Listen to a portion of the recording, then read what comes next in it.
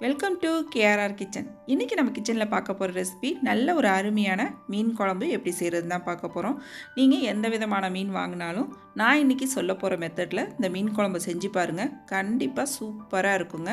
எல்லோரும் நல்லா இருக்குன்னு வீட்டில் பாராட்டுவாங்க. அந்தளவுக்கு டேஸ்ட்டு செம்ம சூப்பராக இருக்கும். இப்போ வாங்க அந்த மீன் குழம்பு ரெசிபி எப்படி செய்கிறதுன்னு பார்ப்போம். அதுக்கு முன்னாடி நம்ம சேனலை இப்போ தான் ஃபஸ்ட் டைம் பார்க்குறீங்கன்னா சப்ஸ்கிரைப் பண்ணி வச்சுக்கோங்க. கூடவே பெல் சிம்பிள் ப்ரெஸ் பண்ணி ஆளுங்கிற ஆப்ஷனையும் ப்ரெஸ் பண்ணி வச்சுக்கோங்க. அப்போ தான் நான் போகிற வீடியோஸ் எல்லாம் உங்களுக்கு தொடர்ந்து நோட்டிஃபிகேஷனில் கிடச்சிக்கிட்டே இருக்கும். இப்போ வாங்க மீன் குழம்பு எப்படி செய்கிறதுன்னு பார்த்துடலாம்.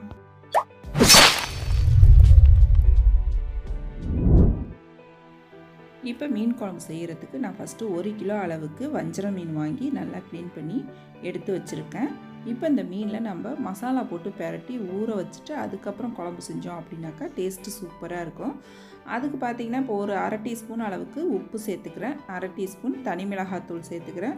இது கூடவே ஒரு 1/4 டீஸ்பூன் மஞ்சத்தூள் சேர்த்து நல்லா கலந்து விட்டுருங்க. நம்ம இந்த உப்பு மஞ்சத்தூள் மிளகாத்தூள்லாம் சேர்த்து பெசரி ஊற வைக்கும் போது பார்த்திங்கன்னா அந்த மீனில் நல்லா உப்பு காரம்லாம் பிடிச்சி டேஸ்ட்டு நல்லாயிருக்கும் குழம்புல. இது கூடவே பார்த்திங்கன்னா ஒரு 2 பாறை மீனும் இருந்துச்சு, அதையும் சேர்த்து போட்டு தான் வைக்க போகிறேன். இந்த மீன் தான் இல்லை, எந்த வகையான மீன் வாங்கினாலும் நீங்கள் இந்த மெத்தடில் குழம்பு வச்சிங்கன்னா சூப்பராக இருக்கும். இப்போ அது நல்லா ஒரு 20 நிமிஷத்துக்கு அது ஊறட்டும். அதுக்கப்புறம் குழம்பு எப்படி செய்கிறதுன்னு பார்ப்போம். இப்போ குழம்பு செய்கிறதுக்கு நம்ம அடுப்பில் ஒரு பாத்திரம் வச்சு நல்லெண்ணெய் சேர்த்துக்குங்க. ஒரு 3 டேபிள் ஸ்பூன் அளவுக்கு நல்லெண்ணெய் சேர்த்துருக்கேன். எண்ணெய் நல்லா காஞ்சோன்னே இதில் ஒரு 1/4 டீஸ்பூன் வெந்தயம் சேர்த்துக்குவோம். நான் இன்றைக்கி குழம்புக்கு தாளிப்பு வடகம் தான் சேர்த்துக்க போகிறேன். தாளிப்பு வடகம் உங்கள்கிட்ட இல்லை அப்படின்னாக்கா நீங்கள் கொஞ்சம் வெந்தயத்து கூட கடுகு ஜீரகம் சேர்த்து தாளித்து விட்டுக்குங்க. கடுகு சேர்த்தாலும் சரி, இதுமாரி தாளிப்பு வடகம் சேர்த்தாலும் சரி, நல்லா பொரிய விட்டு பொன்னிறமாக வர வரைக்கும் அதை செவக்க விடணும். அந்த பொரியிறதுலேயும் நமக்கு குழம்பு டேஸ்ட்டு கொடுக்கும். நல்லா பொன்னிறமாக வந்ததுக்கு அப்புறம் இது கூட பார்த்திங்கன்னா சின்ன வெங்காயம் ஒரு 15 சின்ன வெங்காயம் நறுக்கி வச்சுருக்கேன், அதையும் சேர்த்துக்கிறேன்.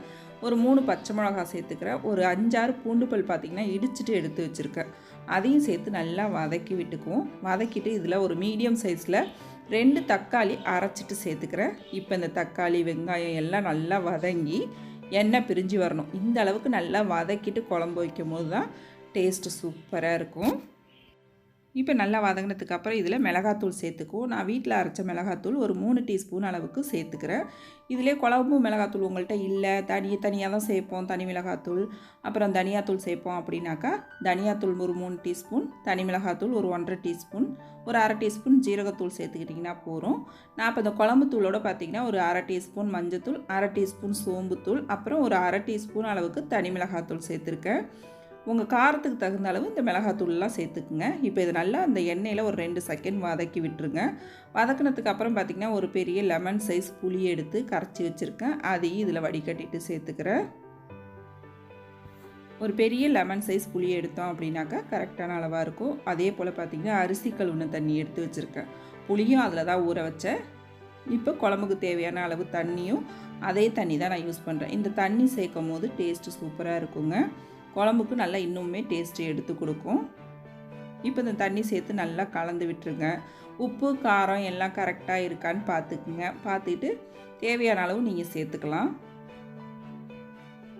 இப்போ நல்லா எல்லாத்தையும் ஒத்தாப்பில் கலந்து விட்டுறேன் உப்பு சேர்த்து.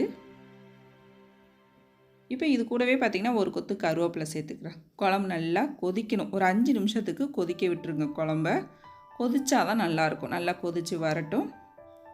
இப்போ பாருங்கள், குழம்பு கொதித்து நல்லா எண்ணெய் பிரிஞ்சு வந்துருச்சு. இப்போ நம்ம குழம்புக்கு தேவையான தேங்காய் சேர்த்துக்குவோம். தேங்காய் பார்த்திங்கன்னா ஒரு 4 டேபிள் ஸ்பூன் தேங்காய் அரைச்சிட்டு சேருங்க. கம்மியான அளவு தேங்காய் சேர்த்தா போதும். ஏன்னா நம்ம இது கூடவே தேங்காய் பாலும் சேர்க்க போகிறோம். ஒரு 1/4 கப் அளவுக்கு நல்ல திக்கான தேங்காய் பாலும் சேர்த்துக்குங்க. இது போல் கம்மியாக தேங்காய் சேர்த்துட்டு ஒரு 1/4 கப் தேங்காய் பால் சேர்த்து நம்ம செய்யும் போது பார்த்திங்கன்னா டேஸ்ட்டு செம்ம சூப்பராக இருக்குங்க குழம்பு.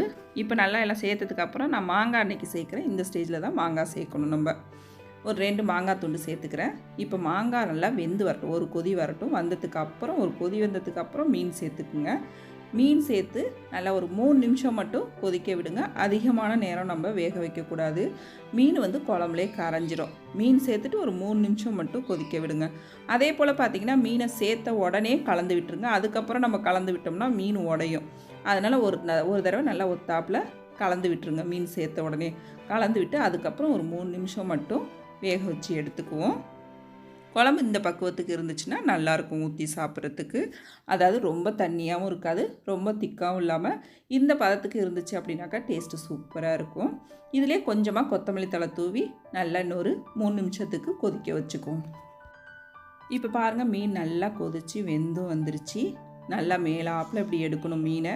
கரண்டியை போட்டு நம்ம கலந்து விட்டுறக்கூடாது. கலந்து விட்டோம் அப்படின்னா ஒன்றோட ஒன்று மீன் ஒட்டி நல்லா உடஞ்சி போயிடும். இது போல் எடுத்துக்கோங்க. குழம்பும் பாருங்கள் கரெக்டான பக்குவத்துக்கு இருக்குது. ரொம்ப திக்காகவும் இல்லாமல் தண்ணியாகவும் இல்லாமல் இந்த பக்குவத்துக்கு இருக்கும்போது சாதத்து கூட சேர்ந்து சாப்பிட்றதுக்கு சூப்பராக இருக்கும். அவ்வளோதாங்க, நம்மளோட மீன் குழம்பு ரொம்ப சூப்பராக அருமையாக ரெடி ஆகிடுச்சு. நல்லா குழம்பு வச்சு நல்லா ஒரு 1 மணி நேரம் கழித்து நல்லா சுட சுட சாதத்தில் இந்த குழம்பு ஊற்றி சாப்பிடும்போது அவ்வளோ ஒரு டேஸ்ட்டு சூப்பராக இருக்குங்க. நீங்களும் நான் இன்றைக்கி சொன்ன மெத்தடில் இந்த மீன் குழம்பு ரெசிபியை ட்ரை பண்ணி பாருங்கள். ட்ரை பண்ணி பார்த்துட்டு எப்படி இருக்குன்னு எனக்கு கமெண்ட் பண்ணுங்கள். என்னோட இந்த ரெசிபி பிடிச்சிருந்ததுன்னா லைக் பண்ணுங்கள், ஷேர் பண்ணுங்கள். மறக்காமல் நம்ம கேஆர்ஆர் கிச்சனை சப்ஸ்கிரைப் பண்ணி வச்சுக்கோங்க. நாளைக்கு வேறொரு ரெசிபியோடு சந்திப்போம். தேங்க்ஸ் ஃபார் வாட்சிங்.